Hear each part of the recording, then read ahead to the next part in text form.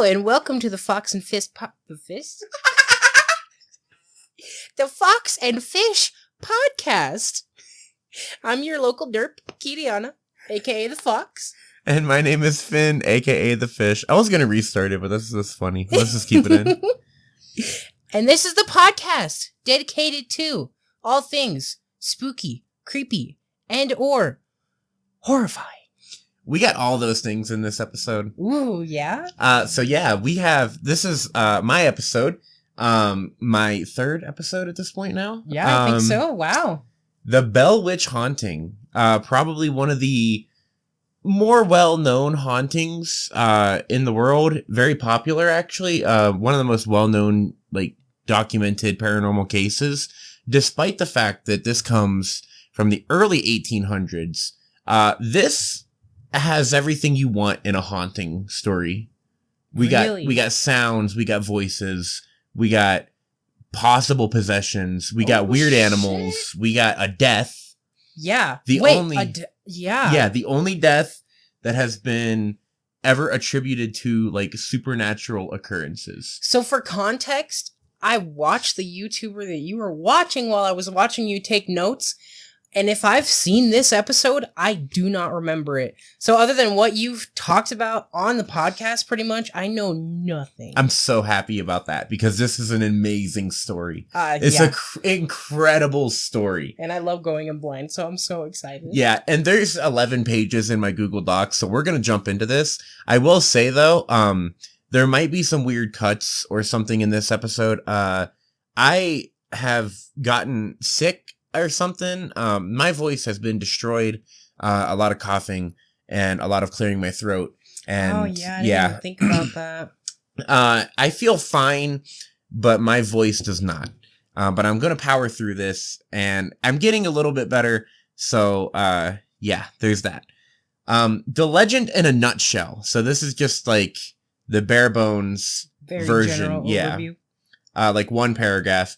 So in 1804, on a secluded farm 30 minutes from Clarksville in Adams, Tennessee, lies what is now called the Bell Family Farm and the Bell Witch Cave.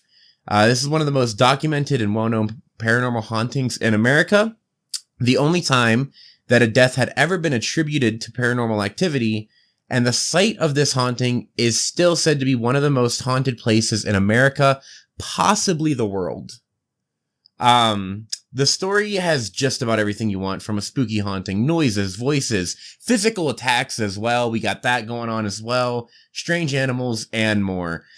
Strap in and get ready for a really fun, probably very long episode. I'm strapped in. I'm ready to go. But first. Oh, shit. We got to talk about some fun facts. I usually walk into doors, but first.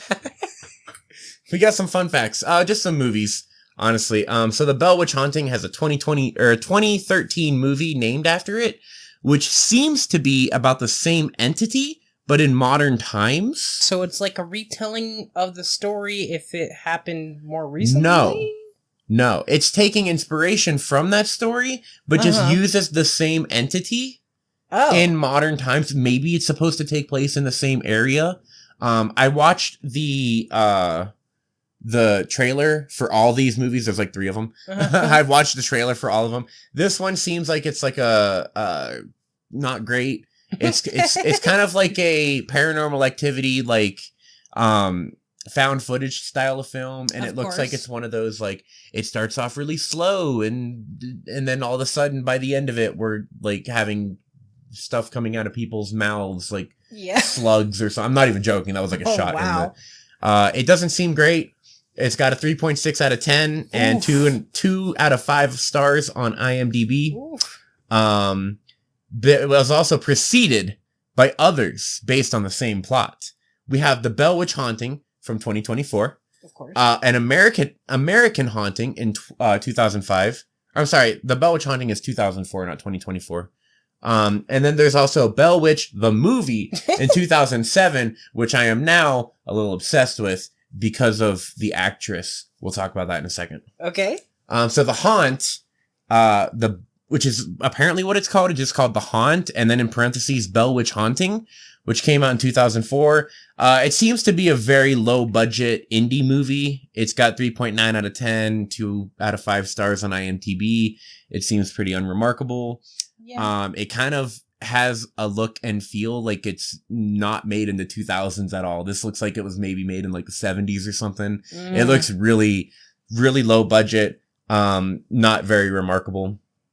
An American Haunting, which came out in 2005, has 5 out of 10 and 2.5 stars on IMDb. Seems to be a story about a teenager who might be a descendant of the Bell family, or something like that. Seems okay. Has some cool cinematography in the trailer. Nothing's too spectacular, I would say. Well, hey, at least they're reaching like average score there. Yeah. Bell Witch, the movie, came out in 2007. It has, unfortunately, only a 3.1 out of 10 with a 2.5 stars. Rest in peace to Betsy Palmer. You deserved to go out on a way better note. Oh, was that the last movie she was in? That was the last movie she was in. Oh. This movie seems to be like just a retelling of the actual story, but I have no idea because the trailer is fucked. What do you mean the trailer is fucked? It's literally just some spooky cinematography in like woods at night that honestly might even be CG. I don't know. Oh, it's like, it looks like it's mostly like silhouettes with light behind it. It looks like it's supposed to be a forest at night. With like some captions briefly telling the Bell family story. And then literally the trailer is 2 minutes long at the 1 minute point. Exactly. This whole thing flips and becomes an infomercial about the fucking soundtrack. What the fuck? The bluegrass soundtrack of the Bell Witch movie you can get now for only $9.95 or whatever the fuck it was. And if you call now with this special offer, you can get 2 for the price of 1. Yeah, for real. Literally, the music changed and it just becomes infomercial music. It's so funny. But yeah, if you don't know, Betsy Palmer, though, is the only thing that would probably make this movie even watchable. But it's only her voice. She voices the Bell Witch. Oh, okay. She is kind of a horror icon. If you don't know, she is Jason's mother in the Friday the 13th series. She OG. She's the OG. She's the one going around killing people in the very first one. I was gonna say I don't know who she is, but I do then. Yeah. Okay. I just didn't know that was her name. She she was nominated for a Razzie Award for Worst Supporting Actress for that movie, which is insane because her and Harry Manfredini is holding that entire movie on their backs. Yeah, dude. They're the only good things about that movie. I'm sorry, but the original Friday the 13th is really bad. It wasn't great, but she was like the one thing where I was like, she was awesome though. She was great. She was awesome. And Manfredini. Yeah, and Harry Manfredini, of course, who stuck with it the whole time.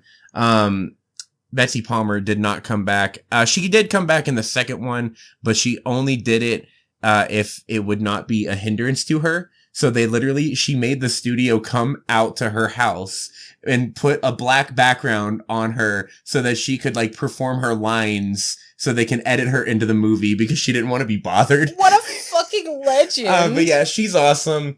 She has a very like vast career from movies and TV from 1951 to apparently 2008, which apparently this is the last thing she did.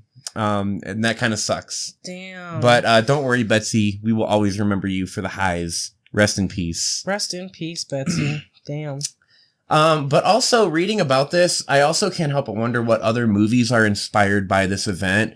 One that I thought of immediately after writing this was The Witch. Oh. I do like that movie quite a bit. I like that movie too. It's not my favorite. Yeah. Just, for some obvious reasons, I guess you can say. Yeah. But I could definitely see how this was, I looked it up actually, and The Witch was, it said that it was just, a bunch of different fairy tales and, folklore legends and stuff. So it's very possible this could be one of them. That's the one that's spelled like Vavitch, right? With 2 V's? The Vavitch. Yeah. Yeah, with, the goat, what's his name?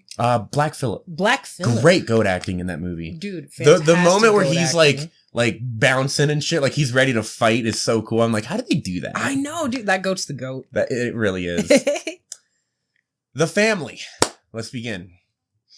So this story seems to have a lot of different iterations as it has been passed down for literally hundreds of years. Yeah, this is an old story. This is 1800s. Damn, okay. In 1804. Oh, wow, like early 1800s. Yeah. Damn. In 1804, John Bell decided that his small farm in North Carolina was not big enough for his growing family. So he, his wife, Lucy Bell, and his 6 kids packed up everything and traveled to an area in northern Tennessee that at the time was known as Robertson County.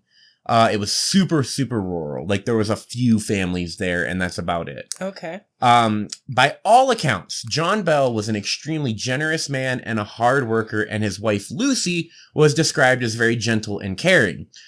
John was known to literally, like, donate money to neighbors. He would just give money to his neighbors if they seemed like they were on hard times. Oh. Him and his wife had like this open door policy. If you were in need of help, you needed a hot meal, you needed somewhere to sleep, and they had room, they would just open their doors for you. They were very, very generous. They seemed like kind of a Chad, you know? Yeah, really just like the ideal like 1800s family. Pretty much, yeah. So when John Bell decided to move here, he decided he was just going to try to start making this place like a town from scratch. Oh, that's a big undertaking. Okay. Yeah. Although I bet that was more realistic back then. Yeah, probably. He built a house by the Red River, which is where they were living. And this was a popular area for fishing and picnicking and stuff, which basically meant that they would eventually just meet all their neighbors. And it made them like pretty much like the family in the area. Everyone knew them. Everyone loved them. They were super popular and like super helpful. Like everyone just like, they were just like the best family. Like they were the upstanding family. They kind of became one of the hubs. Like one of the old reliables that everybody goes to. Exactly. Everyone knew their name. Everyone liked them. Yeah. And everything seemed to be going great for years. The kids were going to school. John and the older sons, they would like build structures to build up this town, literally trying to build a town from the ground up. That's crazy. And like working on the farm and stuff. I think they did like tobacco and something else. I can't remember what, I think corn and like a bunch of stuff in general. But I think like tobacco is one of their bigger things, especially back in the 1800s for sure. Oh yeah. But yeah, they were really like trying to build up this little town. The Bell family was like the heart of this little rural community. And during this time, John and Lucy had 3 more kids. God damn. And a couple of their other older children have now grown up and started building their own families and their own houses nearby. So they were like, the Bell family was really starting to spread out in this area. Yeah, this and family's making their own small town just with their own family. Pretty much, yeah. But does not last long. The dog. The dog? You got that dog in you? Can I pet that dog? You cannot pet this dog. No? No, you can't pet this dog. But I love dogs. I do too, but this dog, not pettable.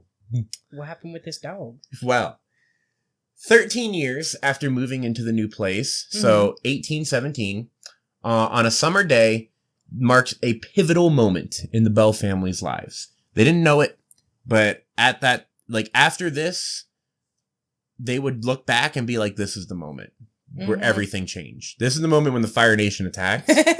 So John was walking the cornfield in his house when he saw a strange dog in the cornfield. Seemed normal enough, but this dog was different. It appeared completely misshapen, as though its bones have been broken and reset in random kind of places. Ugh. And it was also way too big. Like this looked like a big wolf. Remember the Skinwalkers? I was gonna, yeah. That immediately reminds me of something I remember about Skinwalker Ranch. But anyway, continue.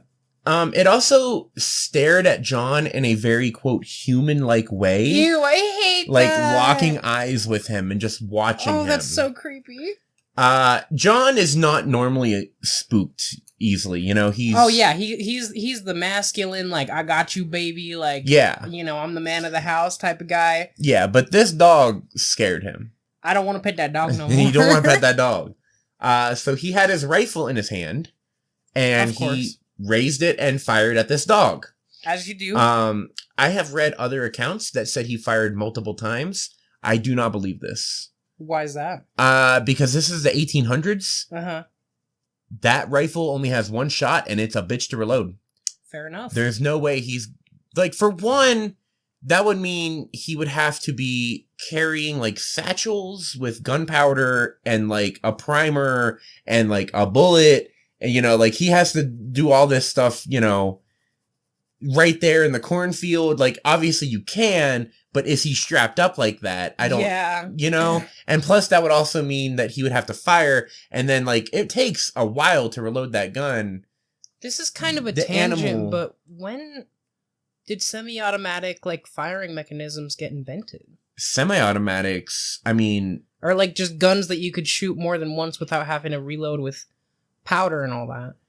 I don't know exactly when that started becoming a thing. But it was before this time. It was before this time. I looked up, like, an 13 or whatever this is, 1817 rifle, and they are, like, single shot muskets. Like that's all you got. Like a blunderbuss looking motherfucker. Yeah, pretty much. Okay. So yeah, if he's firing multiple rounds, there's gonna have to be a reason to go through all that for the second round. Yeah. And also the dog would have to sit there.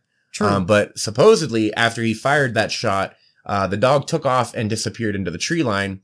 After it left, John went to investigate the area that the dog was sitting in, but he didn't find any evidence of a dog being there. Not just did he not find tracks where the dog ran, he was expecting, like, a bedded area where the dog was sitting. Yeah. But he didn't even see that. There was no evidence that this dog even existed. Oh, that's crazy. And that is when things, like, really changed for this family. Not long after this happened, the Bell family started experiencing some very strange paranormal phenomena.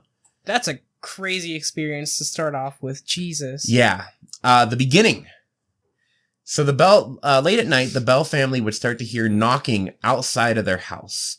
But as one of them would get up to investigate, it would stop. And when everyone went back to bed, it would start again on another section of the house. Oh. So it seemed like someone was outside just knocking on the wall, and then they would go and look. There's nothing there. And then they'd go back to bed, and they would come back on, like, the other side of the house and just knocking on the outside of the walls. Fucking classic paranormal assholery. Yeah, this is true evil. Yeah, that is This is true evil. Just fucking up someone's sleep. And it gets worse. Ugh. I feel bad for the kids especially. Yeah. No.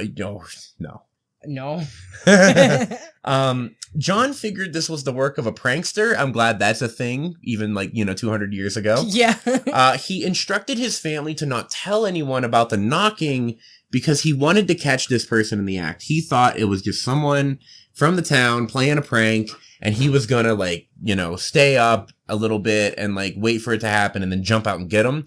Never, like, didn't matter how long he waited. It didn't matter if he was, like, standing, like, at the door waiting for it to happen.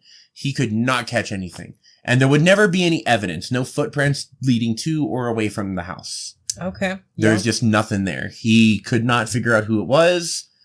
Weeks went by, and... It's a smart response to that situation, though. Yeah. I gotta give him credit for that. Yeah, very smart. Weeks went by, and John was never able to catch them in the act.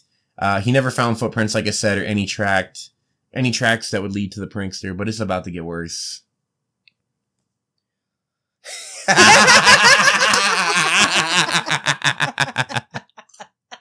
So, for some context, why we're laughing so hard, Kirrianna is obviously sitting right next to me. Hi. And I have my Google Docs opened on my laptop, and I scrolled down, and I have little like title cards for each section of the story, and I just titled them something funny. And this one is titled "The Fucking Rats, Man, They Made Me Crazy."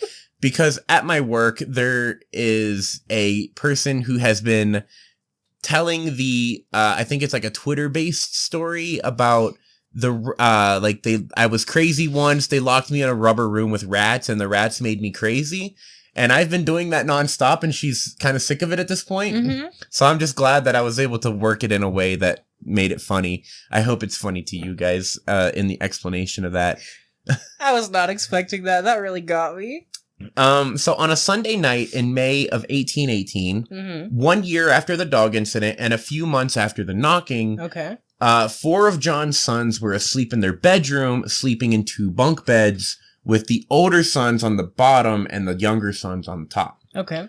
I don't know their ages at this point. I could not find that.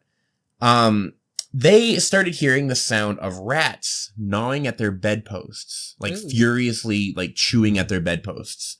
And the older brothers obviously got up to investigate, but the moment their feet touched the floor, it stopped. Of course. And they were like, what the fuck? So they started looking around. They looked for the rat, but didn't find anything. And they also looked for damage on their bedposts, but they didn't find any. Yeah, I was going to say, if you have actual rats gnawing at something, you'd see evidence. Yeah, but they didn't find anything. No evidence of a rat, no droppings, no chewing marks on their bedposts, nothing. Oh, that's creepy. No It's evidence. moved inside. I don't like that. Yeah. So they ended up giving up and going back to bed, but the moment they shut their eyes, the sound came back even louder and more frantic. Like these rats are trying to just disassemble the beds. But again, they would get up, and as soon as their feet touched the floor, the sound would stop. And this just kept going on all night and the next night. But the third night got even worse. Oh, shit. So on the third night, the brothers began hearing not rats, but a voice. Not just a regular voice, though. This is a voice that is gasping and choking underneath the bed. Under the bed? Underneath the bed. And we're talking not just like gasping and choking. Like this sounds like someone is underneath the bed, clawing at the bed, trying to like frantically catch their breath, like get help or something. Like it was like someone clawing, pounding at the bed, just gasping for air. And that's all these brothers could hear. Now, obviously, they're freaking terrified. I got, like, goosebumps thinking about this. Dude, yeah, I can't even fucking imagine. Ugh. They eventually, like, get up their courage and, you know, just like the rats, as soon as their feet hit the floor, it stopped. And they looked, but this time, they didn't go back to bed. They looked around, they woke everyone up in the family, and they did a whole sweep of this house. That's fair. They checked everywhere. When you hear a person that shouldn't be in your house, I don't blame them. Yeah, but nothing. They couldn't find anything. No evidence, nothing. No damage, no signs, nothing. Just the sound of gasping and choking and pounding on the underside of your bed. I'm gonna choke. That's so creepy. I know. Oh, God. So then we get to the neighbors. We're kind of flying through this a little bit. I'm a little surprised at how fast this is going. So we can actually, like, talk. Let's actually stop for a second. Okay. What do you think so far? Well, so far, it's kind of, classic haunting, but with twists. And I love, the dog being the beginning of this is super fucking creepy, because, like, it's the only thing that they've physically seen so far, or at least, what's his name, John? John, yeah. That's the only thing that John has seen, and then now it's just, like, all these sounds, but the fact that it's so related to, like, what they can perceive, like, it's only happening when they're not, like, out of bed, or, like, when their eyes are open and shit, like, oh, that's so fucking creepy. Yeah, right now, this is just while they're in bed. This is just at night. And I find it interesting that it's, like, becoming increasingly more like we're just gonna keep climbing. Yeah, and it's interesting that it's like increasingly more infiltrated into their house. Yeah, it started with a dog outside in the cornfield, which was weird, but was also kind of whatever. It's just a weird dog. And yeah, then that by itself, I'd be like, okay, that's fucking weird, but like I could probably move on with my life and be okay. Right. But then you got someone knocking outside the house. Yeah, on the outside. The fact that I love the fact that he was like, I'm gonna catch these fuckers. Yeah, I love the fact that like in 1817 he's like, this is a prankster, you know? Yeah. Like the idea that that's a thing back then is kind of funny. Just kind of shows how much we don't always change as humans. Yeah, we're always doing stupid shit like that. True that. But yeah, like they looked for evidence, no tracks, nothing, and now It's rats and someone dying. Dude, under the bed. The fucking, like, human gasping and clawing noises. I can't imagine how scared I would be. So I actually, in research for this, mostly just to help me get it into a good time frame of, like, when things are happening, I used the video by MrBallen about the Bell Witch experiment. Shout out to Mr. Or the Bell Ballen. Witch haunting. I keep wanting to say, like, the Blair Witch Project for some reason. Oh, yeah, those are very similar. But but the Bell Witch haunting, MrBallen has an amazing video on it, and I basically just used it to help me chronologically order everything that happens, because there's so much about this that it, like, going between a bunch of different sites, I was able to get everything, but then putting it in order was weird because they didn't always have it in chronological order on the websites. Yeah. But he actually has a, like, little sound cue when he's talking about it, and it gave me fucking chills just hearing it in my headphones when I was, like, doing research. Oh, like he has a sound effect that mimics kind of... Yeah, the gasping of air and stuff, and I was like, I don't like that. I don't like that. Fuck no. Dude, legit though, shout out to MrBallen if you like creepy stuff like this. He tends to do more of, like, not paranormal stuff, but he has some paranormal stuff on his channel. Ballen. MrBallen is a fucking baller. He's awesome. Yeah.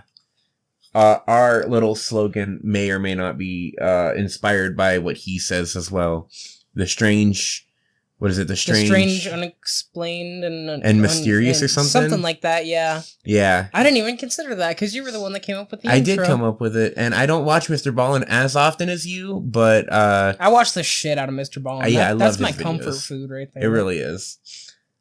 So yeah, we got the simple stuff going on. Yeah, yeah. So we're gonna talk about the neighbors a little bit. Yeah, I'm curious what's going on with the neighbors, because they're probably, like, their neighbors are, you know, they know where they're at. They're pretty close knit, like, relationship wise, but, like, physically, I'm imagining, like, a countryside that's not super well populated, and they're pretty far away. Is that accurate? I don't know, but I would imagine that as well. Because I grew up out in the county here. Yeah. Which I won't go into detail where exactly that is, but that's pretty much how it was when I was growing up. Like, my next door neighbor was a millionaire that had, like, a huge cornfield, like, separating us by, like, an acre or two.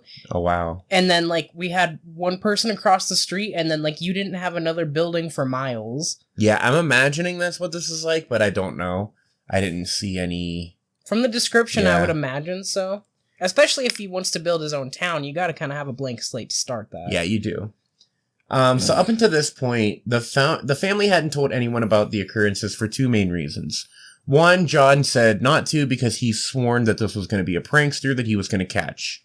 Oh, even still after all that? I don't know after all this, he still thought it was a prankster, but there was definitely, like, I think it was like he may have been holding on to that because the alternative is too scary to think about. Yeah, and when you're trying to be, like, the backbone of the family, you don't want to let on that you're having those doubts. Yeah, especially, like, you know, you're trying to be, like, the rational one. Right. And, like, you're thinking rationally. You're not rationally thinking that there's a ghost tormenting my family. Yeah. You're thinking rationally, there's someone fucking with us, and I'm gonna get to the bottom of it. Yeah, there's some prankster putting rats in our house or some shit. I'm sure.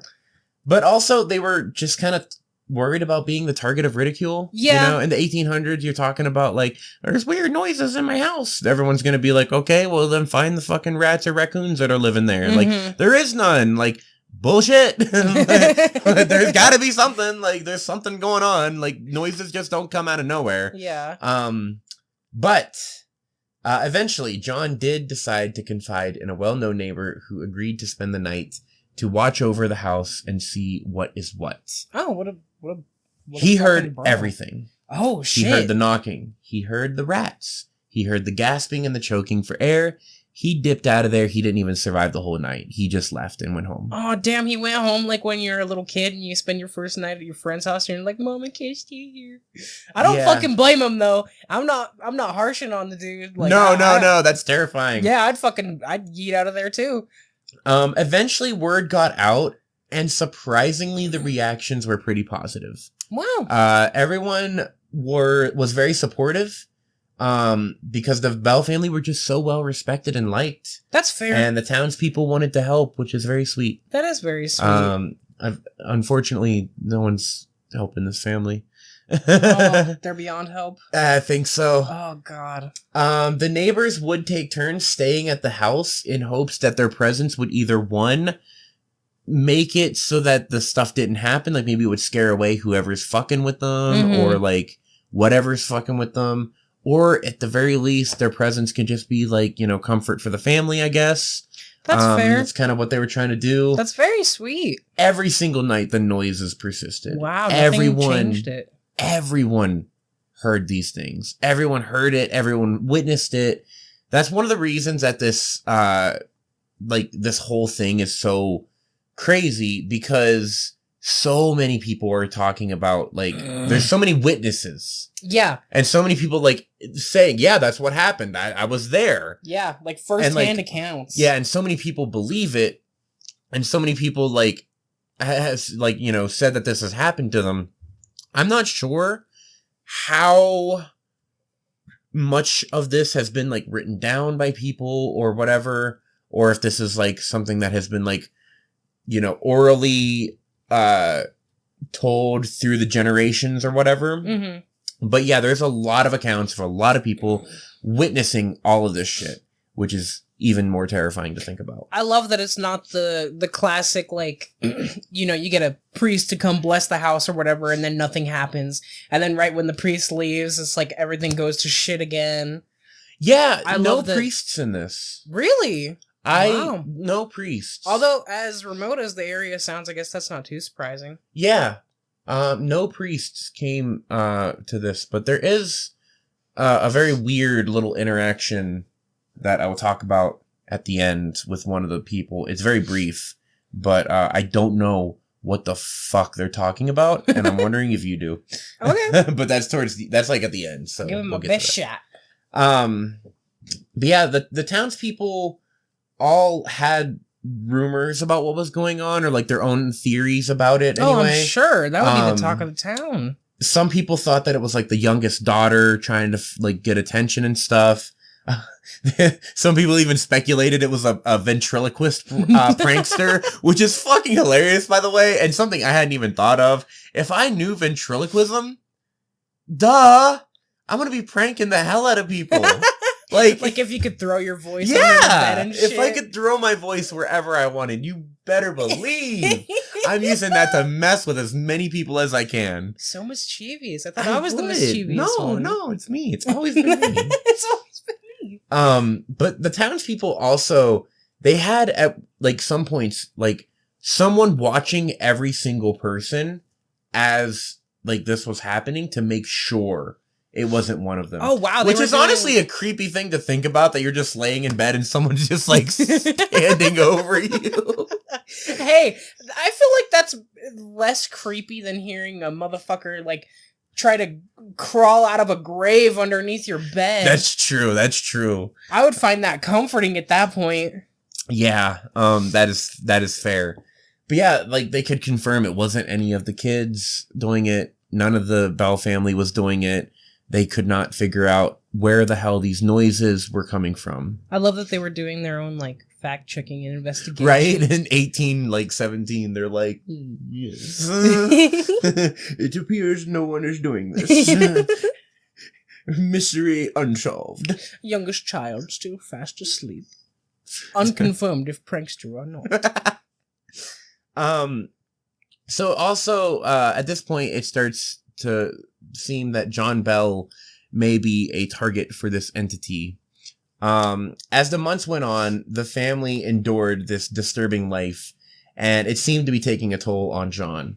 Normally, he was laser focused, super hardworking, very vigilant. But at this point, he started to do some weird things. He would be talking to someone, and his eyes would just kind of glaze over, and he would start staring into the distance, and he started having this weird twitch in his face. Oh, God. Which at first was pretty subtle, but then eventually it got worse. His jaw started quivering, which kind of makes it like when you're cold or something like that. and like your jaw is shaking, his eyes would blink like out of sync. Oh, that's like this kind of like, left then right kind of shit. This man's got a next level 1,000-yard stare situation going on. This poor man's got hella PTSD and he's still going through it. After these twitches would happen, so he would be talking to someone, eyes would glaze over, start this twitching. And then after this happened, all the time it seemed like he would snap back into reality, but he wouldn't continue the conversation that he was having with someone. He wouldn't continue what he was doing. He would snap back, turn and leave, go home, and sit in his bedroom and just stare at nothing for hours on end. Just totally zoned out. Okay, that's fucking weird. Yeah.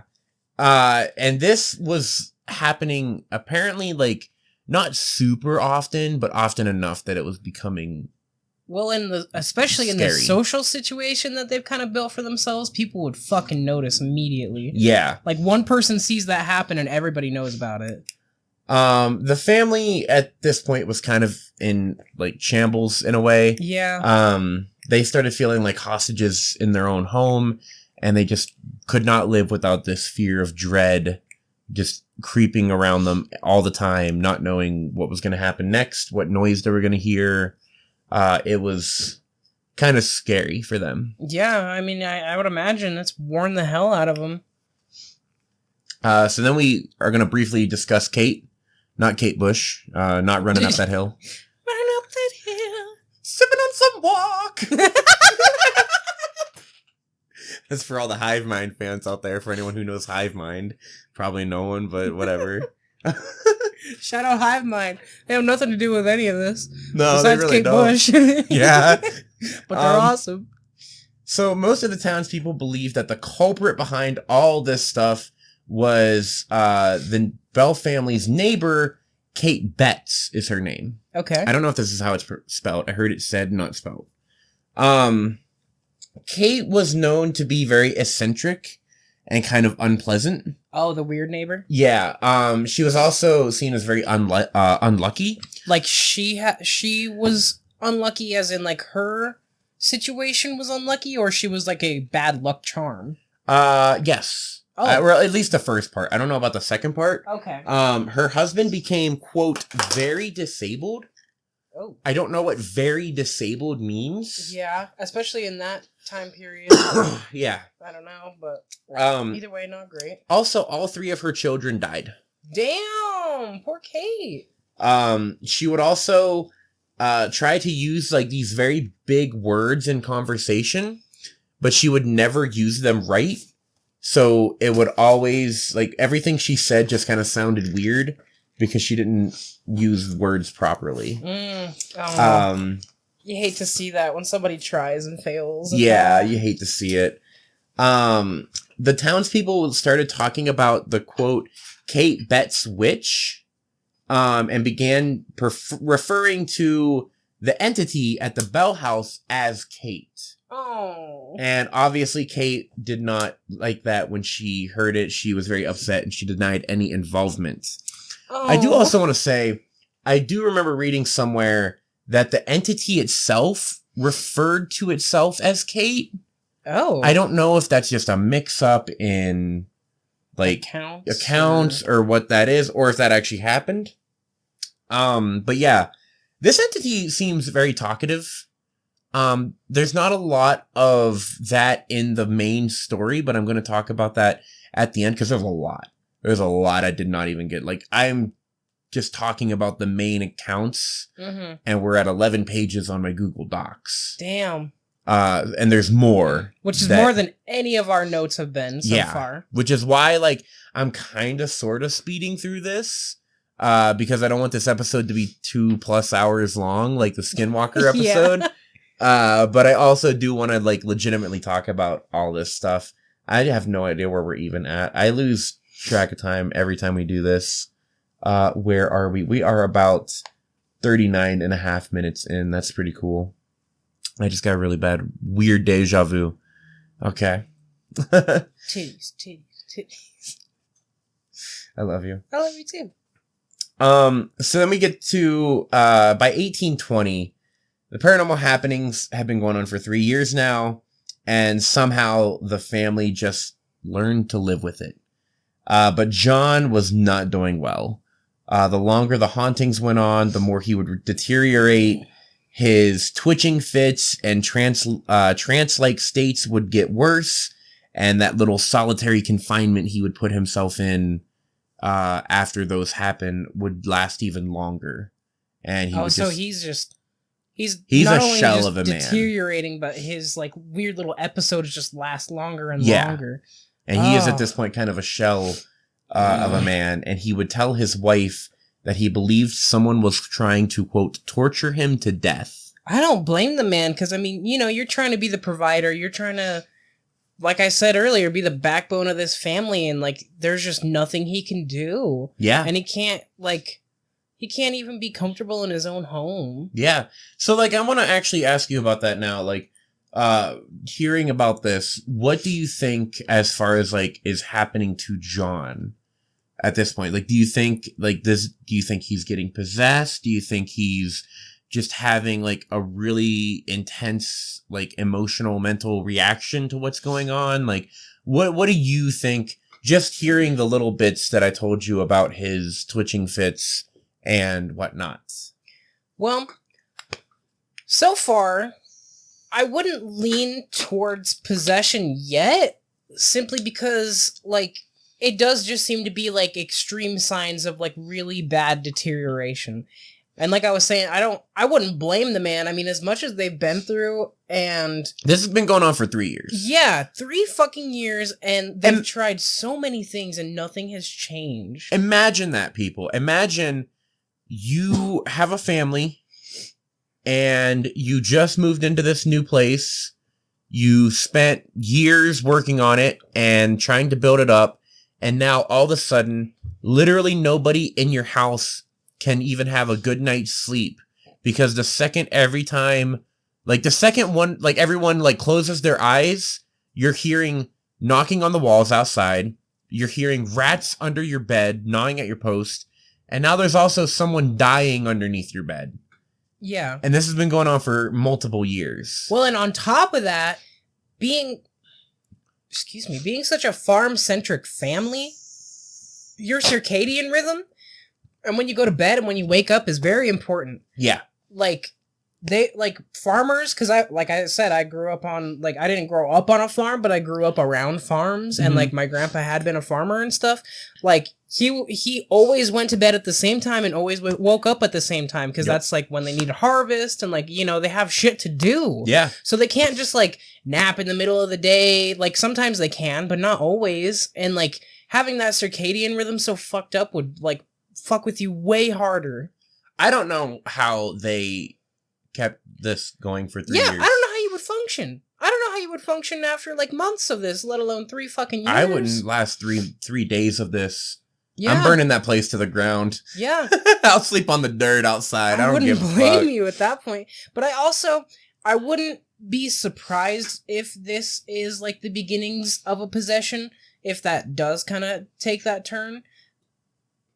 Partially just because I've heard, I guess, that, like, you know, the earlier stages of possession are, like, breaking down somebody's psyche. That's what I was about to say. I've heard, like, possession stuff is very interesting in the sense that it's not just, like, a spirit can just jump in you and possess you or whatever. Right. Like, they have to, like, break you down first. Yeah, they have to break your will to be able to... It's like, I mean, shit, it's like breaking a horse. Like, you have to break them down to build them back up again. Yeah, pretty much. Or if you want to look at it in like a fighting standpoint or whatever. Yeah, just you like know, it's like throwing constant jabs and leg kicks to, like, break down your opponent, to, like, set them up for, you know, the finisher. Yeah, the finisher being possession, bitch. Yeah, my soul now. We have now the craziest story, I think, in this whole section. Oh, shit, okay. This is the longest one. Okay. This is also the most intense one, I think. Okay. The woman with black hair is what I called it. Okay. Yeah, let's just... Wait. I need something. If it's gonna get that intense. Okay, I'm ready. I'm just going to tell you guys right now. Kirrianna just grabbed a Gloomy Bear plushie that I bought her, a few months ago or something. Something like that. Yeah, it's adorable.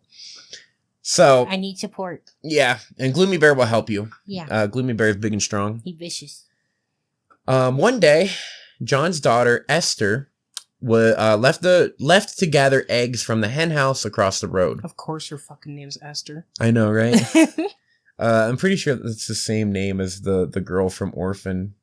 Oh shit! I think it is. I'm pretty sure it is. It's been a long time since I've seen Orphan, though. But yeah, she was walking to the hen house across the road, and as she was walking, she heard movement behind her. She turned around, and she saw a woman with all black with her head down, walking very slowly towards the house. And Esther didn't really think much of it, but it was kind of weird that she didn't see this woman at all until now. Yeah. But she didn't think much of it at the time. So she went to the hen house and she gathered her eggs.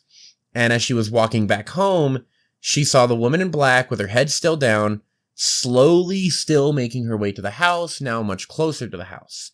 Eventually, Esther was able to recognize this woman as someone from the town. Remember that.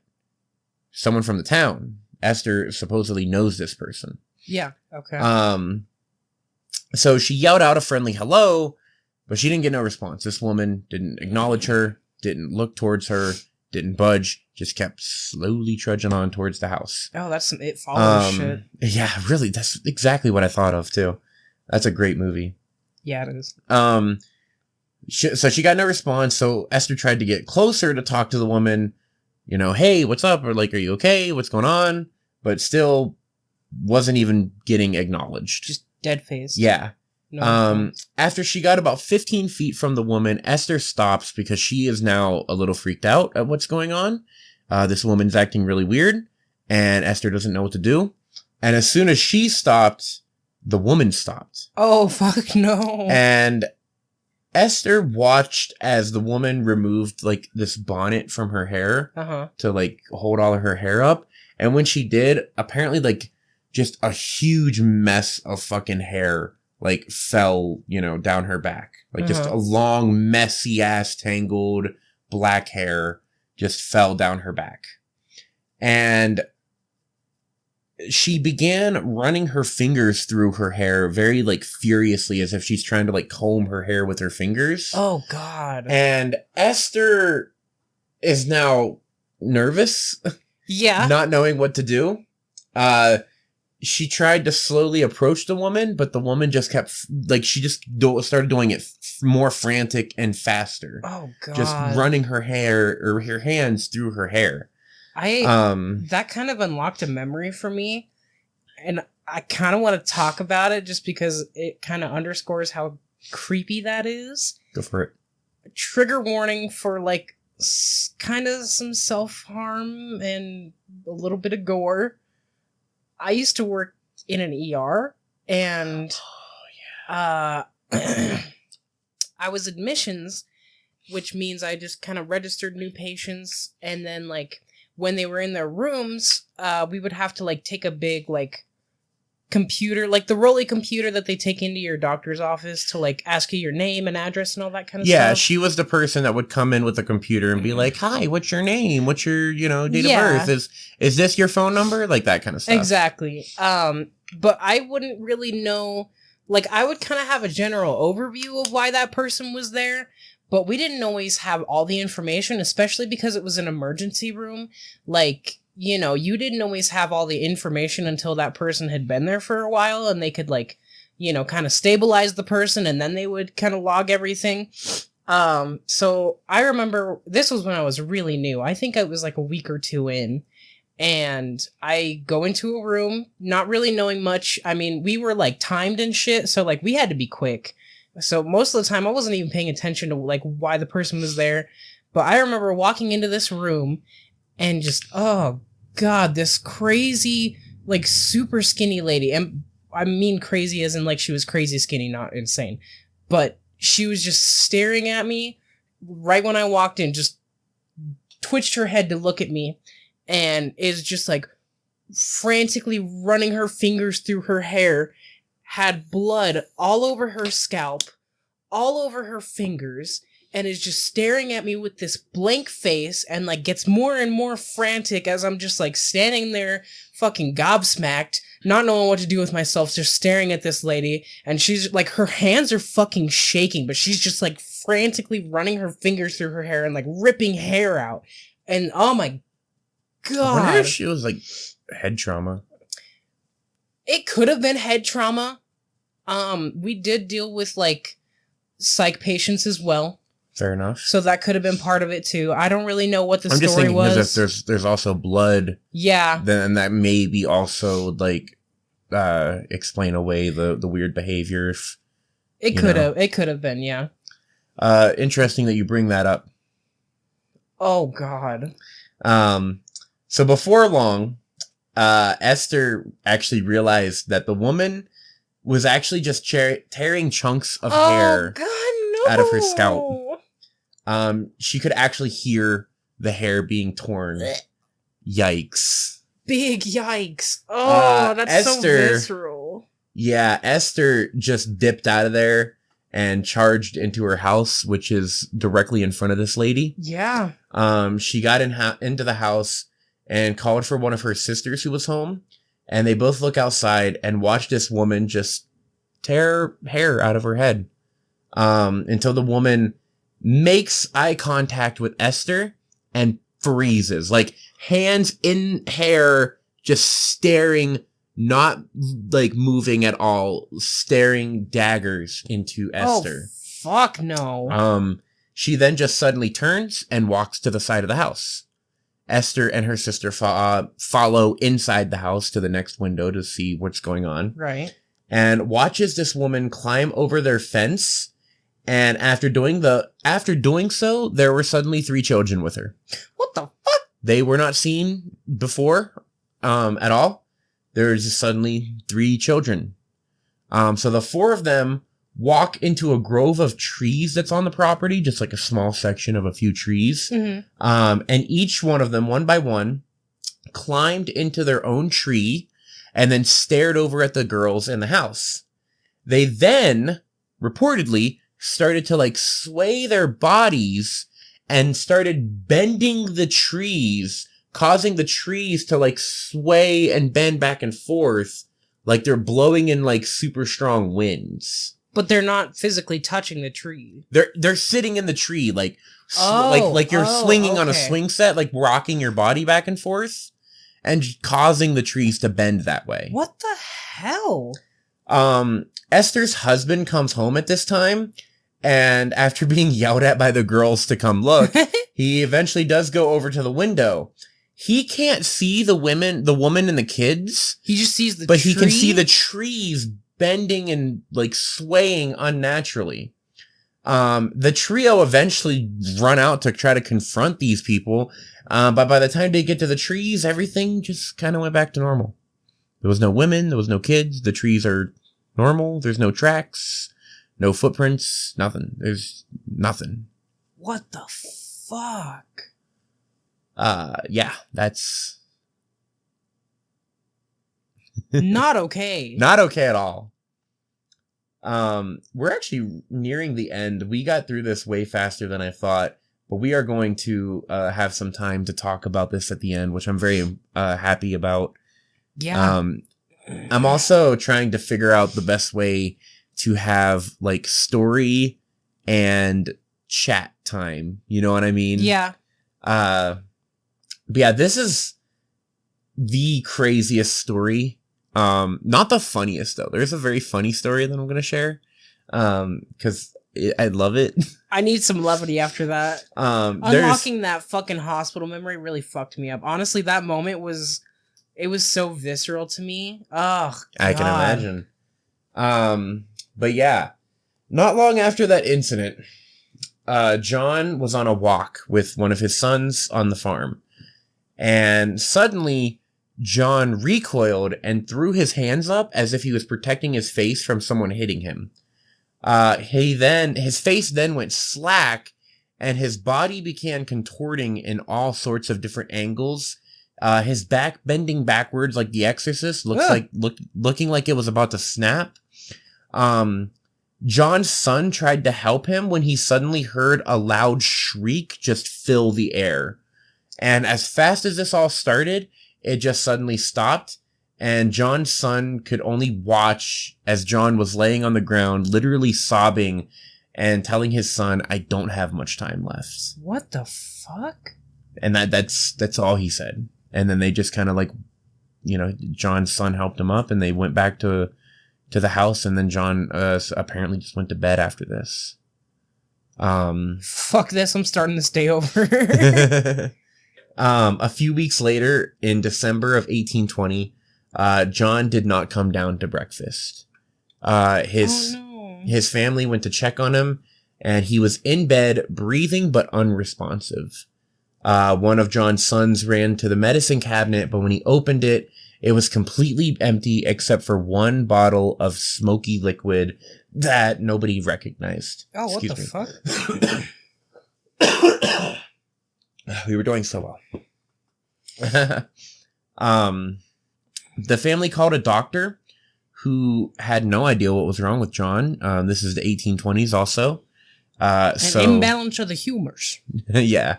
So obviously medicine is very limited. And also because it's 1820, the doctor was like, well, we got to figure out what that is. So test it on one of the farm animals and see what happens. Oh my God, of course. I mean, I get like, yeah, sure, whatever. In the meantime, I'll get the leeches and the scalpel and we'll do a bloodletting. Yeah, like, it's so funny to me, though. Like, in all honesty, like, back then, though, what are you going to do? That's true, yeah. They don't have like, labs DNA and stuff. testing like, or... What do you do? Yeah. Well, not DNA, but, like, chemical testing or, yeah. That's just so funny. Like, well, we got to know what this is, so give it to one of your farm animals. How about sheep drinking? They did test it on an animal. I will not say what kind, but I do know. And it died within a few minutes. Oh, I'm glad you don't tell me, because then I'll personify it and I'll be sad. Yeah. I'm already sad, but then I'd be sadder.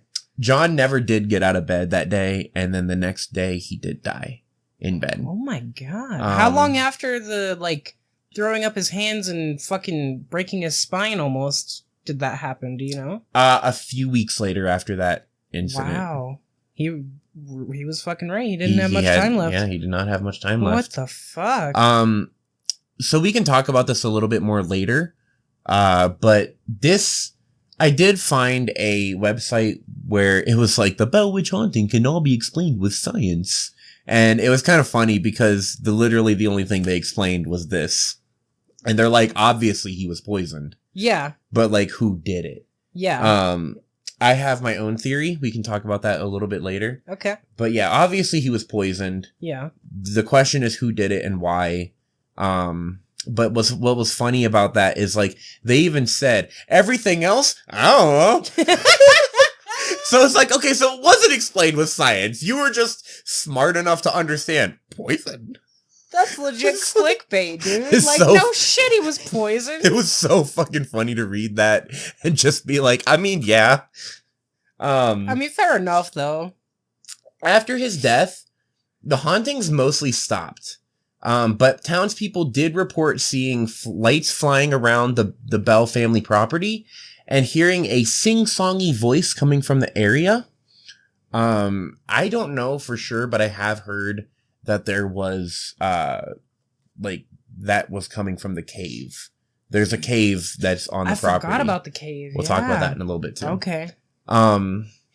John's wife remained in the house until 1838 when she passed away. And there's pretty much no house there anymore, but there is that cave that you can go to. And I think you can even, like, have a tour of. Oh, wow. Like, there's actual tours you can do of the cave. And some people believe this is where the entity lived. Of course. Some things that I did not include. This entity has been reported speaking to people a lot, discussing religion, prayer, and even philosophy with people. What? That's very interesting to me. That's extremely interesting.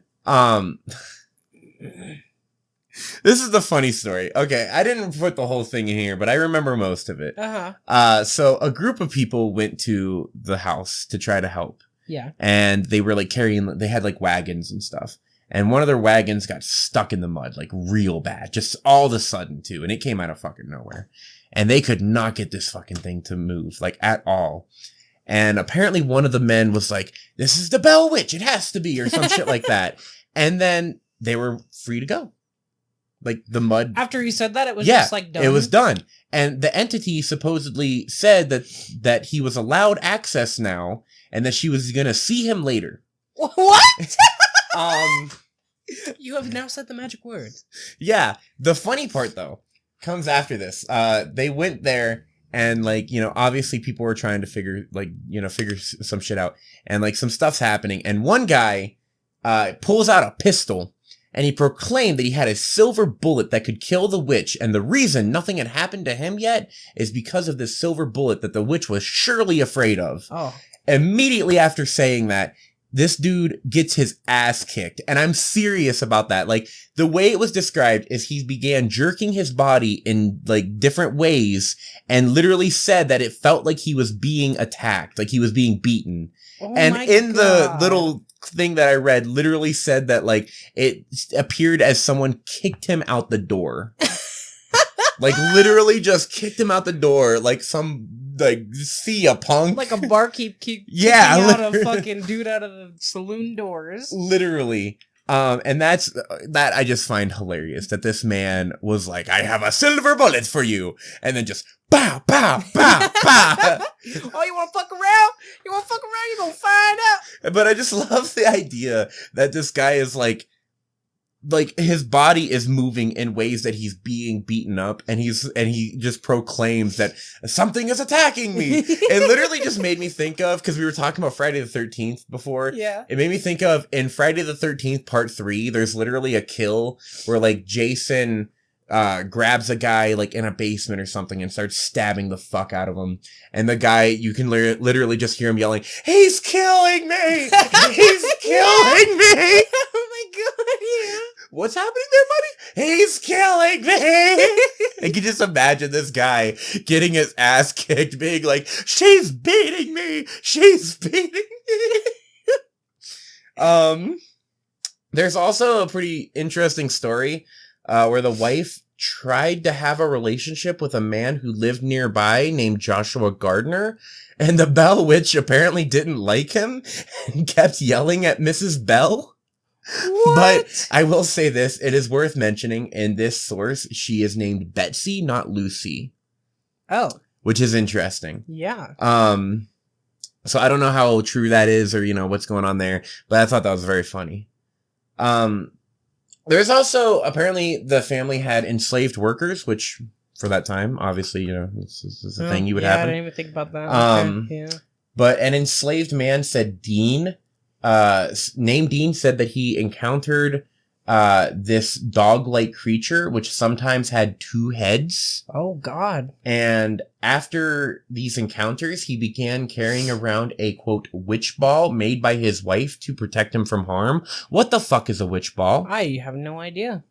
I don't think I've ever heard of that. Me neither. I mean, it sounds like it's being used as some kind of protective trinket, but I've never heard of a witch ball. Yeah, my only guess is like a ball full of like ingredients that's supposed to ward off evil. That's what I would imagine. Like salt and stuff, maybe. Yeah. Although, I mean, there are so many different religions and like, you know, I mean, who knows where, I'm assuming it's probably an African slave, which would be, I don't know what religion. I'm sure there were probably multiple. I have no idea, but. Yeah. I don't know a lot about African religions, I'm noticing. Me neither. Very interested, though. I know a little bit about voodoo, but that's more like, not African, I think. I don't know. I really have no idea where it comes from. I don't know. But I remember studying it because I grew up in a Christian household, and I remember like our pastor being like, voodoo is witchcraft. And I was like, oh, well, actually, is it? And then I did like a ton of research, and I was like, voodoo's pretty cool. Yeah. The entity bade farewell, but it returned in 1828. In April of 1821, shortly after, again, in this source, she's called Betsy. but I'm going to say Lucy because that's the name I've been using the whole time. She broke off her engagement. The entity visited Lucy and told her that it was leaving, but it would return in 7 years. Interesting. And in 1828, as promised, it did return. Isn't that when she died? 1828? Oh, okay. Most of the return visit centered on John Bell Jr., with whom the entity discussed the origin of life, civilizations, Christianity, and the need for a major spiritual reawakening. What? Yeah. This was based. Of particular significance, it talked about the Civil War and other major events, some of which she said she missed or something. Like she didn't know that they happened, or I don't. That's just this is exactly how it's written on there. I just wanted to include a couple little fun things that I thought was interesting that we could discuss. I don't know what the fuck this is supposed to mean. Do you remember what source that came from? It is going to be at the bottom. I don't remember exactly what source. It is one that like told the whole story. It's where also I got the story of the man with the silver bullet and shit. Okay. Interesting. It had a lot of the same exact stuff from like, the rest of the story seemed like it was the same. Like I said, this is such a massively documented happening that it is possible that there are some like maybe false retellings of it or something, or certain things that maybe happen somewhat differently, or yeah, I'm sure. Whatever. But yeah, I don't know what that means. But the entity bade farewell after 3 weeks, promising to visit John Bell's most direct descendant in 107 years. Oh, wow. The year would be 1935, and the closest living direct descendant at the time was Nashville physician Dr. Charles Bailey Bell, who is a neurologist, and John Bell Sr., his great-grandson. Okay. Excuse me. In 1934, Dr. Bell published a book about the Bell Witch, likely to raise awareness of the spirit's impending return. The book contains the first ever account the alleged conferences between the entity and John Bell Jr. In 1828, the author's father, Dr. Joel Thomas Bell, had allegedly taken notes during the conferences, and upon his death, passed them down to him, Dr. Charles Bailey Bell, and that doctor published no follow-up to his 1934 book. He died in 1945, and he is buried at Bellwood Cemetery in Adams, Tennessee. Did the Bell Witch return in 1935? Some say she didn't, or that if she did, they weren't aware of it, but a lot of people say she never left the Bell Witch family area to begin with. Fair. This is also part of the, I think at the very least, that third movie I told you about with Betsy Palmer. Uh-huh. I think that's part of this, the story of that movie is the fateful return of the Bell Witch. Interesting. So the fuck you think? Dude, okay, I've never heard of such a talkative haunting. Yeah, so the main story that I took from, which is mostly from MrBallen's video about it. He didn't talk a lot about the talkative parts, but when I was researching it, it seemed like this entity was very talkative and having conversations with people. Full on deep philosophical and political conversations. I don't know about political, but social for sure. Yeah, well, I was just mostly thinking, not really political. I was just thinking about wars and recent events and stuff. Fair enough, yeah. My thing, so it's clear that John was poisoned. Most likely. Yeah. That seems to be the case. Yeah, if I find it strange that there was nothing in his medicine cabinet but the poison, too. That's what makes me, that's the weirdest thing about it, is that whoever did it cleared out the medicine cabinet, but also, it's okay, let's not let them have medicine to potentially cure this. Ah, I didn't even think about it. But then like we're that. just going to show the fact that we poisoned him. Yeah. It's like literally, it's like if someone like shot somebody and then just placed the gun next to the person with a handwritten note that said, I did this. You know what I mean? Yeah. Like, it's like pointing out like it was me, or like, you know, pointing out that like it feels almost poetic in a way. Yeah. So this is my thought about this. We were talking about possession earlier. My thought is, what if he was possessed and he was the one that emptied out the medicine cabinet and drunk the poison himself? Oh, I didn't even think about it like that. Because, like, if, you know, like, he's having these weird fits and then that weird, like, contorting with his son literally weeks before this happens. He's, like, dissociating and having, like, involuntary, crazy movements. Yeah, and then he tells his son that he doesn't have much time left. I mean, this honestly could have been a suicide. Yeah. It could have been a suicide, but then, I don't know, like, I feel like maybe there would be a note, although maybe that's not like I don't know. It's very murky. Because, like, to me, that really does seem like something possessed him to take all of his medicine away so that he couldn't, you know, get better. Yeah. In any way. Yeah. And then just drink some poison and then go to bed. Yeah. I didn't look into, I didn't go into the science source too much when I was doing this, but I did read through some of it because I was more interested in the actual haunting itself, not just like the theories that people had about the death. Right. I don't remember exactly what poison they said that it was used, but I think that they were like pretty sure it was like a specific type of poison that would have lasted, you know, as long as it did on the animal. But then for John, it took a little longer. Yeah. Like for John, it seemed like it immobilized him and then killed him. Whereas with the animal they tested it on, it died within minutes. Right. And like they were like, I'm pretty sure it's this poison. I don't remember what kind it was though. Yeah. But yeah.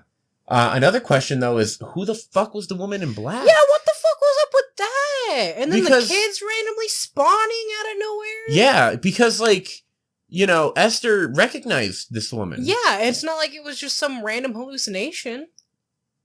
Maybe it was though. Yeah, yeah. But then like that's the weirdest thing though. Like, okay, so it's like a weird hallucination because how else are trees gonna bend the way like they did? Yeah. But it's a hallucination that literally everyone is seeing. That's true. Then like Esther's husband can see the trees moving, but he doesn't see the people. Yeah. Like what's up with that? Why can't he see the people? Why is he seeing trees blowing like they're in a tornado, but he can't see the people that's in the trees supposedly making them do that? That is crazy. I have no idea what that, like, I have no explanation for that. If that actually happened, that's fucking insane. Yeah. This is one of the most interesting paranormal cases I think I've ever looked into. There's just so much to it. And, like... And this isn't even it. Like, this isn't even all of it. Dude, you're making me want to dive into this myself so much. Yeah, it's, I mean, I'm showing you the notes. God, there's a lot of notes. There's a lot. And, like, this isn't just, like, a mishmash of a bunch of, like, stereotypes either. Yeah, there's a lot of weird little... It's a lot of weird little details that I feel like a little farm family in the 1800s wouldn't have just come up with out of the blue. Yeah. I'm trying to find... I think this is the... Yeah. This is the website I was using. It's called bellwitch.org. It's just all about the Bell Witch, like, haunting. This haunting has its own website? That's so a baller. Whole website. Like, all kinds of stuff. And that's where I got some of the things, like the guy with the pistol. Who also, by the way, claimed to be a witch tamer. And yeah, he got his ass kicked. But yeah, just so much like stuff about this whole like haunting. It's so crazy, and like there's multiple stories, like there's like multiple movies based on it, like just all kinds of stuff. It's a very nuanced haunting. It really is. I'm kind of surprised that like the mangled dog thing doesn't continue as a theme. Yeah, the only other time I heard anyone talk about the dog was with the slave man Dean talking about seeing the weird dog, who I guess had two heads sometimes. Yeah, which is even weirder. Baby Cerberus guarding the gate to heck. Yeah, that sounds so adorable. It is adorable. I saw a picture like that. I think it was like 3 Samoyed puppies, like with their head through a gate. Yeah. Oh, this is a crazy story, though. Do you know how many slaves they had? And no, there wasn't a whole lot of talk about the slaved people. Because I'm just curious, like, how many people they have. Like, for one, did they stay in the house, or did they have like a separate quarter that they lived in, or like a separate building, and like, what did they experience? Because if the family's experiencing this in the house, is it like localized to the house? It seemed like the majority of stuff, whenever I was looking up things, they kept saying that John seemed to be the main target. Yeah. And Esther was kind of like a weird sub-target. Okay. Because she was the one that saw the weird lady in black and the trees and stuff. And I think there was also a couple other things that she happened. I think the problem with this story too is like how much can you go in, like at what point are the footnotes, you know what I mean? Like this is a haunting that was going on for literally years. That's true. Like and it seemed like constant. It seemed like there wasn't a single day that went by that something wasn't happening. Yeah.